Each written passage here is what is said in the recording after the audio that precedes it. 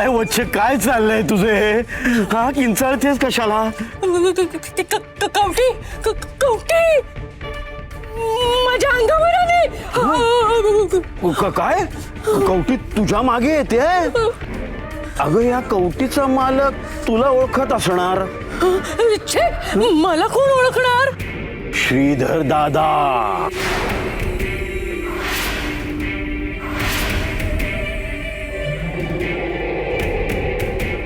दादाच नसेल ना तो, कारण तो तुझ्या हातचं चवीने खायचा. दादाचा नंतर घातपात झाला असेल. हा, आणि ही कवटी त्याचीच असली तर? हा, काहीतरीच काय बोलताय तुम्ही? पण काय हो? हा?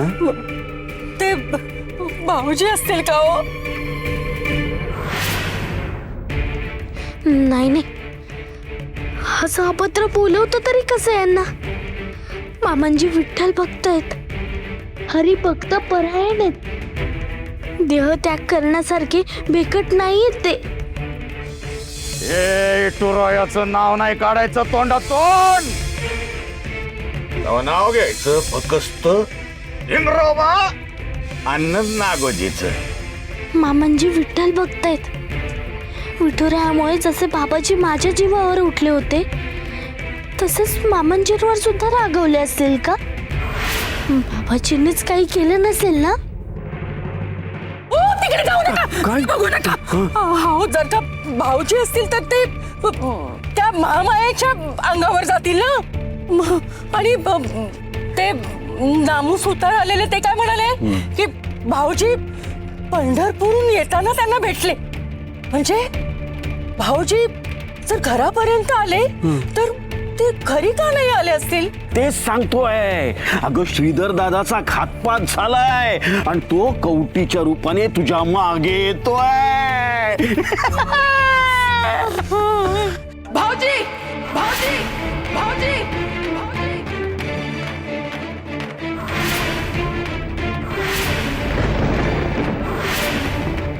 जिभेला जर आवर घाला, जिभेला जर आवर घाला.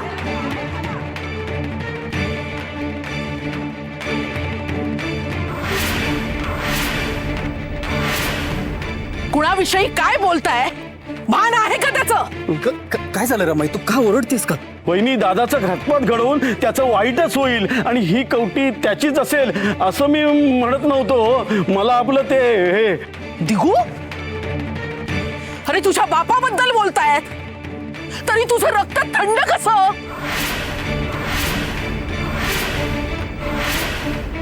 अरे तू त्यांना काहीतरी बोलायला पाहिजेस, तुला राग यायला पाहिजे. तर तू कुम्यासारखा माझ्याकडे बघतोस? नाही नाही रमाई, अगं मला काहीही माहिती नव्हतं. मी आत्ता ऐकलं. मला आधी नीट समजू तर दे.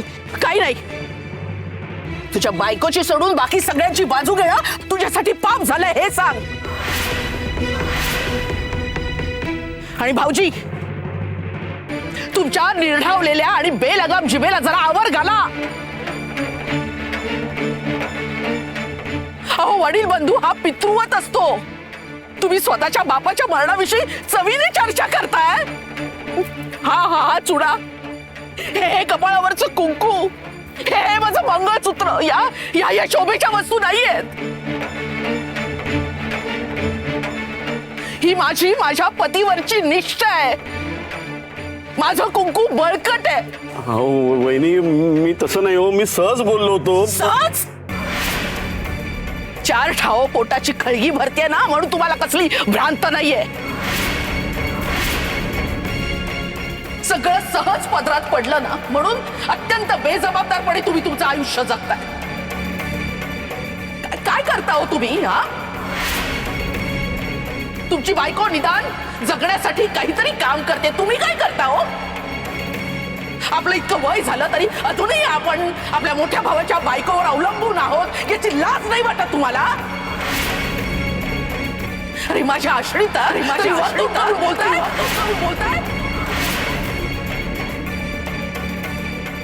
अगं रमाई पुरे, या बोलण्याचा तुला स्वतःलाच किती त्रास होतोय. तुझ्या लक्षात येतंय का? अगं बोलू नाही तर काय करू? माझा सक्का धीर हा माझा अगं कुंकू पुसायला निघालाय.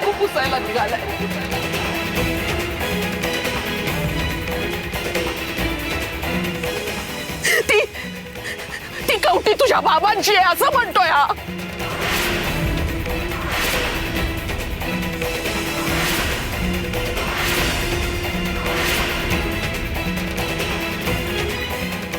काय?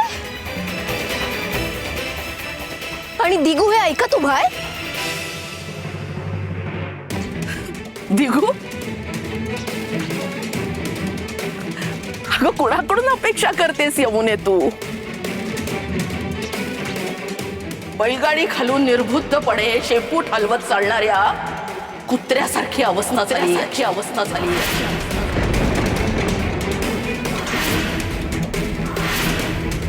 तो काय करणार?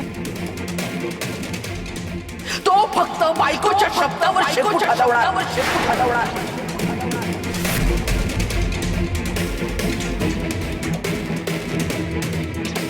अगं पण तुला तर दिगूचाच आधार वाटायचा. आधी आधार वाटायचा, आता नाही वाटत. आधी वाटायचं माझा मुलगा दिगू माझी सगळी स्वप्न पूर्ण करेल, मला सुखी ठेवेल. पण नाही, भरवशाच्या म्हशीला टोणगा तसं झालंय.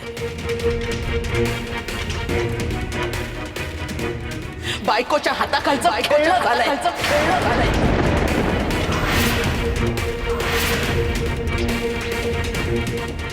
रमाई अगं असं काही नाहीये, मी फक्त तुझाच आहे. बस दिगू, उगा शब्दांशी खेळून मला फसवू नकोस.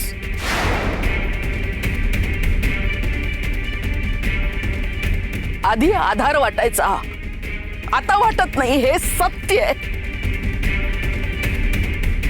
ही अवदसा सकू आली आणि तू माझ्यापासून दूर गेलास.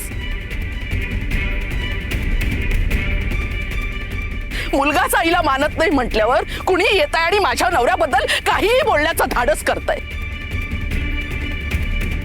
तुम्हाला कुणालाच माझी काही किंमत नाही.